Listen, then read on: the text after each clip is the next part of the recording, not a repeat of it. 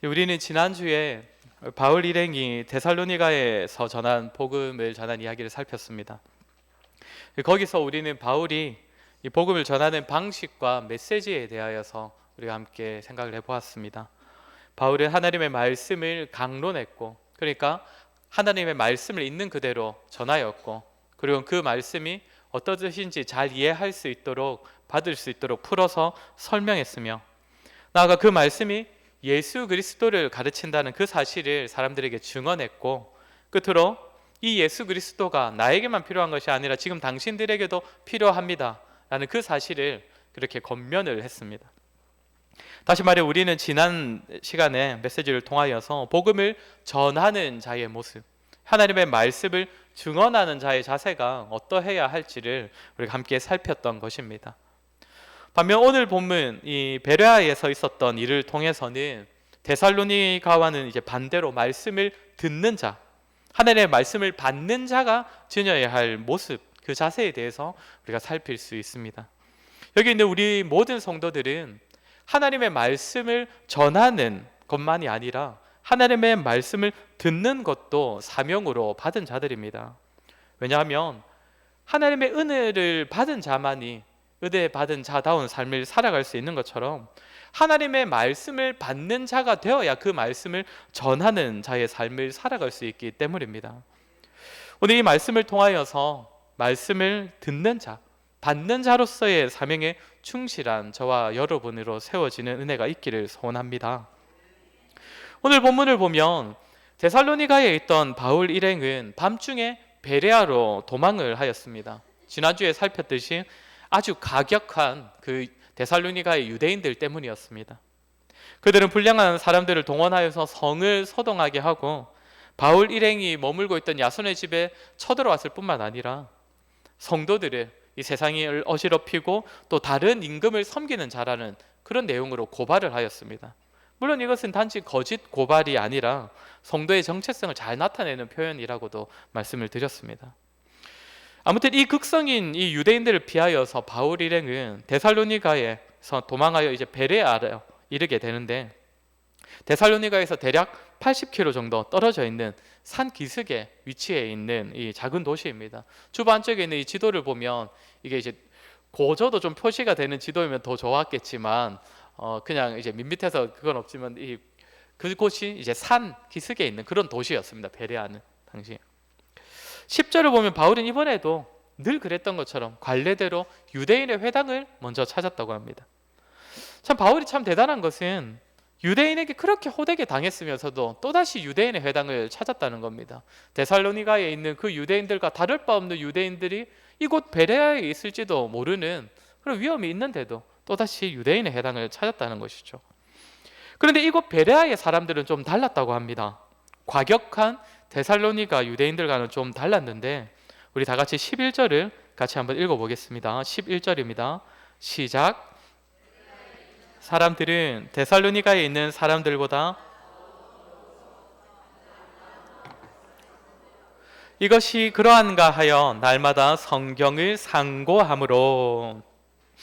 사도행전의 저자는 좀 의도적으로 베레아 사람들을 데살로니가 사람들과 비교하면서 소개를 합니다.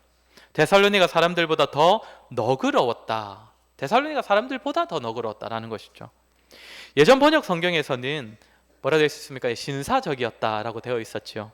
헬라어도 사실 그쪽에 조금 더 가깝습니다. 더 고상했다, 고귀했다. 그러니까 고린도전서에서는 이 단어가 문벌이 좋은 자로 번역이 되었던 이 단어입니다. 그런데 재밌는 것은 데살로니가와 이 베레아라는 이 두 도시를 비교해 보면 사실 고상한 쪽은 데살로니가여야 한다는 것입니다. 지난주에 말씀드린 것처럼 당시 데살로니가는 마게도냐 이 지역의 수도였습니다. 당시 아주 큰 대도시 중에 하나가 데살로니가였습니다. 그에 반하여 베레아는 좀 전에 말씀드린 것처럼 산 기슭에 있는 그런 아주 작은 도시였습니다. 한마디로 촌동네라고 부를 수 있는 그런 곳이라는 겁니다.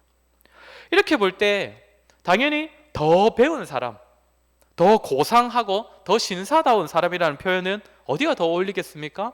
데살로니가가 좀 더 어울리는 표현일 것 같은데 사도행전의 저자인 누가는 이 표현을 의도적으로 베레아 사람들을 향하여서 사용을 한다는 것입니다.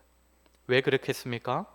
누가의 눈에는 큰 대도시 사람들, 더 큰 세력을 이루고 더 많이 배우며 사는 사람들이 아니라 하나님의 말씀에 바르게 반응하고 있는 이곳 베레아 사람들이 훨씬 더 고상해 보이고 고귀해 보이더라는 것입니다.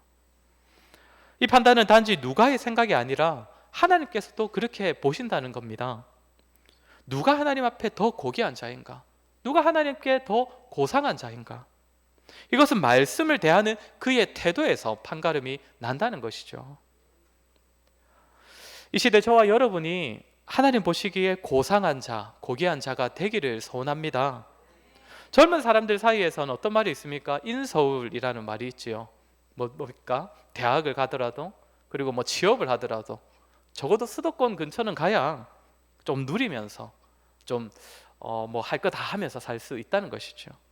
고상한 삶을 살 수 있다는 것인데, 물론 맞는 말이기도 하지만 하나님 보시기에는 사실 그런 점은 아무 의미가 없는 것입니다. 하나님께서는 사람이 하나님의 말씀을 대하는 그 모습을 보시고 그가 고상한지 그가 고귀한지를 판단하시기 때문입니다. 그러면 베레아 사람들이 말씀을 대하는 태도가 어떠했는가 하면, 다시 11절을 보시면 베레아 사람들이 말씀을 대하는 두 가지 자세에 대하여서 기록하고 있습니다. 먼저는 간절한 마음으로 말씀을 받았다라고 합니다. 잘 받아들이고 적극적으로 받아들였다는 것이죠. 그리고 또 뭐라고 합니까? 이것이 그러한가 하여 날마다 성경을 상고함으로 라고 합니다. 계속적으로 말씀을 살폈다는 것입니다. 이게 맞나? 이렇게 살폈다는 것이죠. 말씀을 들을 때에 적극적으로 선포되는 그 말씀을 다 적극적으로 받아들이는 태도와 이게 맞나? 라고 하는 이 태도가 있었다는 것인데, 생각하면 이 두 태도는 참 대조를 이루는 것 같지 않습니까? 함께 있기 힘든 자세인 것 같습니다. 그러나 이것은 결코 모순이 아닌데 단어가 의미하는 바를 조금 더 깊이 이해해야 합니다. 먼저 말씀을 간절한 마음으로 받았다라고 할 때, 여기서 말하는 간절한 마음은 기꺼이 또 준비된 마음으로 받아들였다는 것인데, 이 마음에 깔려있는 중심은 편견이 없다라는 의미입니다. 편견이 없다. 즉 편견 없이 하나님의 말씀을 들었기에 이 베레아 사람들은 하나님의 말씀이 들릴 때에 하나님께서 지금 자신에게 주시는 말씀으로 듣고 적극적으로 받았던 것입니다. 하나님의 말씀을 어떤 자리에서 어떤 방식으로 전해지든지 하나님께서 그 순간 직접 말씀해 주시는 것인데, 만약에 이 말씀을 편견을 가지고 듣게 되면 어떤 일이 일어나겠습니까? 이 당시 유대인들과 같은 반응이 일어나는 것입니다. 아시다시피 유대인들은 구약 성경에 아주 능통한 자들입니다. 모세오경은 거의 외우다시피 하는 자들입니다. 그럼에도 이들은 예수님을 믿지 않았습니다. 왜 그렇습니까? 그들이 가지고 있는 그 편견, 그들이 가지고 있는 그 관점을 결코 버리지 못했기 때문입니다.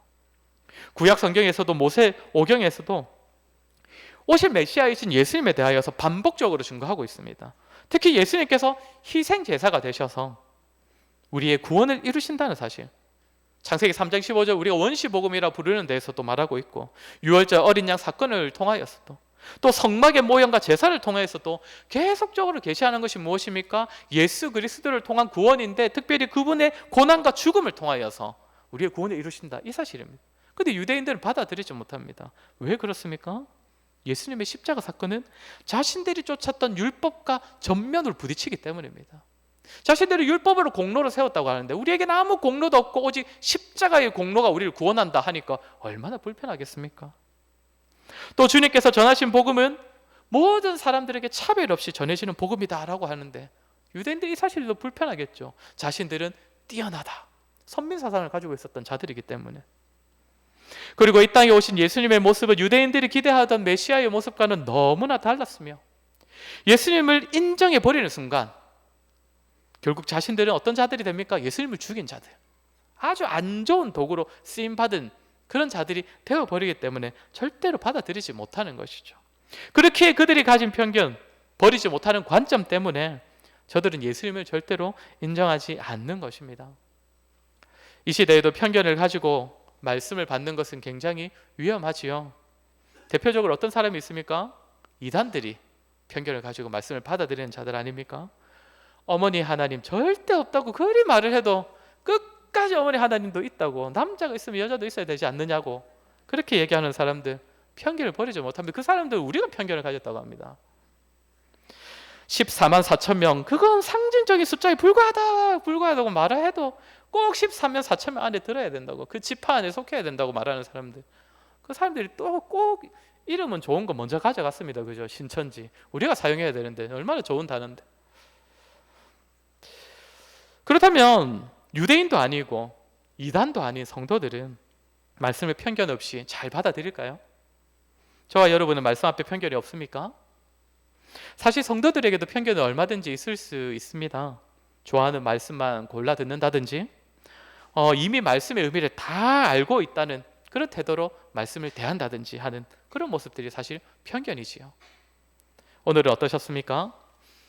교회 오래 다니신 우리 베테랑 성도님들은 베레아 딱 하면 다 알고 몇 번 들어보신 그런 본문일 텐데, 듣기 전부터 오늘 목사님 또 이 11절 가지고 주로 메시지를 전하시겠구나 다 예측하시고 또 다 아는 이야기로 이미 설교 다 들은 것처럼 혹시 듣고 계시지는 않으십니까? 믿지 않는 자들이 말씀에 대하여 가지는 편견만큼이나 믿는 자들이 가지고 있는 편견도 결코 유익하지 못한 것이기 때문에 말씀으로 대면하던 하나님, 예배 가운데 말씀을 선포하시는 하나님보다 우리가 이미 가진 지식, 내가 이미 다 알고 있는 것, 내가 경험했던 것, 나의 생각들을 더 의지하게 만들기 때문에 우리가 굉장히 조심해야 할 부분입니다. 여기서 간절한 마음으로 말씀을 받는다라고 할 때 받았다라는 단어가 가지는 의미는 환영한다, 환대한다라는 의미입니다. 정말 반갑게 맞아들이는 것, 아무런 편견 없이 지금 하나님께서 오늘 나에게 새롭게 하시는 말씀이라고 여겨서 기쁨과 반가움으로 받는 것, 그것이 베레아 사람들의 모습이었다는 것입니다. 사랑하는 성도 여러분, 저와 여러분에게도 이런 모습이 있었으면 좋겠습니다.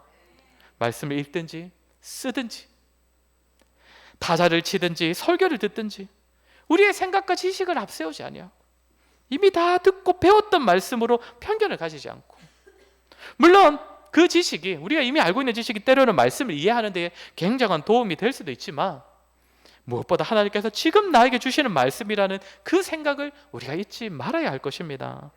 말씀을 대할 때마다 하나님을 대면하시고 만나시고 교제하시는 저와 여러분 되기를 소원합니다. 또 하나의 태도는 성경을 상고했다는 것입니다. 이 단어는 연구하다, 살펴보다 라는 의미입니다. 그래서 잘 분별한다 라는 의미를 가집니다. 참 이 표현이 좀 애매하기도 합니다. 이것이 과연 그러한가 하여 성경을 상고했다라고 하는데, 마치 바울이 말씀을 전하면 진짜 맞나? 다 이렇게 의심하고 아주 비판적으로 받았다는 것처럼 그렇게 보이기 때문입니다. 설교자들끼리 한 번씩 이야기를 나누다 보면 설교할 때 가장 신경 쓰이는 성도가 어떤 성도인가라는 이런 이야기도 한 번씩 나누곤 하지 않겠습니까? 많은 사람들이 공감하는 것이 그런 겁니다. 일단 팔짱을 끼고 이렇게 앉아있죠. 팔짱을 끼고 앉아있는데 절대 눈은 목사를 안 쳐다봅니다.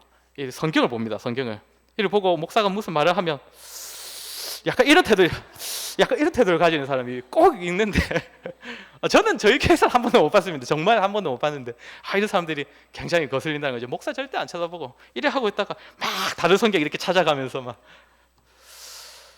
마치 우리가 이제 지금 이 베레아 사람들도 마치 그런 태도로 바울의 말씀을 들었다는 것일까요? 물론 비슷한 의미도 담겨 있습니다. 말씀이 과연 맞는가 살피는 그런 자세를 가졌다는 것인데, 그러나 그것은 바울을 의심해서 바울을 불편하게 만들려고 했던 것이 아니라 베레아 사람들은 선포되는 말씀의 본래 의미를 제대로 파악하고 깨닫기 위한 열심이 있었다, 이 의미입니다. 상고하다라는 이 헬라어가 아나크리노라는 단어인데 분별하다라는 의미가 있다 했습니다. 그런데 또 하나 가지는 의미가 있는데 무슨 의미냐면 판단하다, 판결하다, 재판하다 라는 의미를 가지는 단어입니다. 어떤 의미겠습니까? 베레아 사람들이 이 말씀이 옳고 그름을 판단했다, 판결했다 이런 의미겠습니까? 그것이 아닙니다. 이 판단은 자기 자신에게 해당되는 말입니다. 이 말씀을 가지고 자신에 대한 판결을 내렸다는 것이죠. 그러니까 상고하다라는 이 헬라어가 가진 의미는 말씀은 잘 연구하고 분별하고 그 분별한 말씀으로 자기 자신에 대한 판단을 내리는 것을 의미합니다. 이 말씀 앞에 자신을 세웠다는 것입니다. 이것을 위해서는 먼저는 말씀이 과연 그러한가, 때로는 설교자가 전한 말씀이 과연 그런가를 살피기도 해야 할 것입니다. 그러나 거기서 그쳐버린다면 그것은 말 그대로 공격하기 위한, 설교자를 불편하게 하기 위한 자세가 되겠지만, 거기서 그치지 아니하고 말씀 앞에 자신을 세우는 겁니다.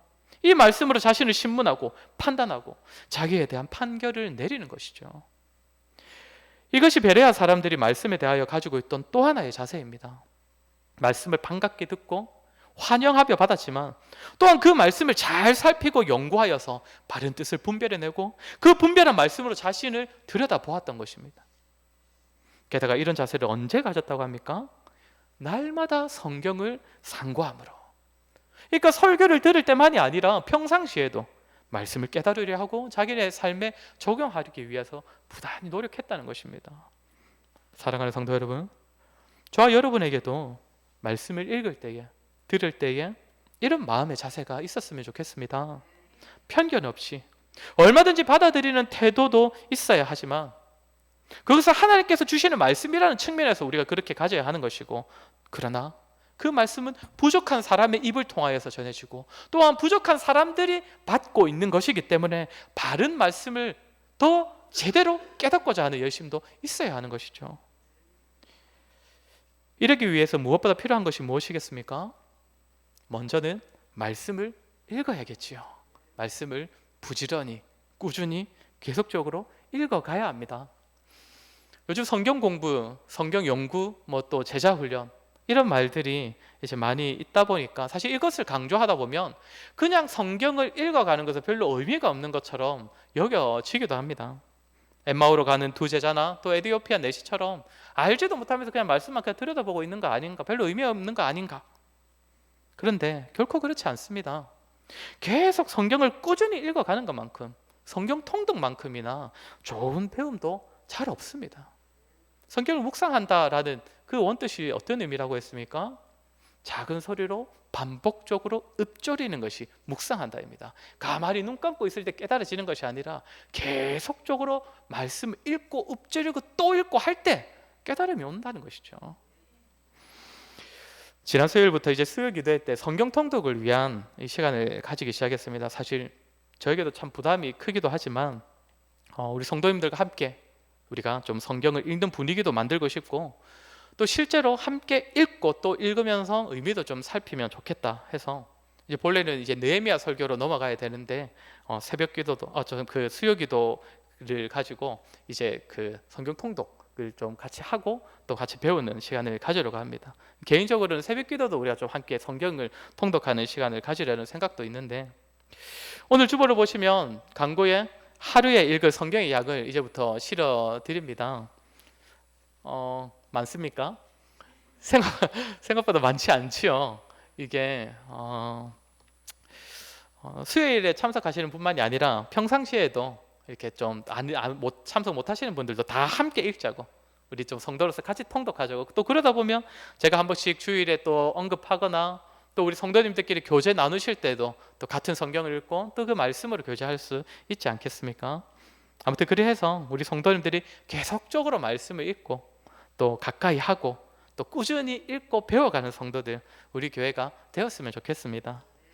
아무튼 우리 모두에게 필요한 모습은 이것입니다. 베레아 성도처럼 말씀을 대할 때에 편견 없는 모습으로 항상 하나님께서 지금 내 마음의 문을 여시는 말씀으로 받아들여야 하고, 또 하나는 항상 말씀을 바르게 깨달으려는 그 열심으로 말씀을 연구하고 배워가고 또 말씀 앞에 자기 자신을 세우는 자들이 되어야 합니다. 그러한 저와 여러분이 되어서 하나님께 고상한 성도로, 고귀한 성도로 여김받는 자들이 되기를 주의 이름으로 소원합니다. 우리 하나만 더 살필 것은 바울 일행들에 관한 것입니다. 오늘 이 분위기가 좋았던 베레아에서도 결국 바울은 도망쳐야 했는데 왜입니까? 13절을 우리 한번 같이 읽겠습니다. 시작. 데살로니가에 있는 유대인들은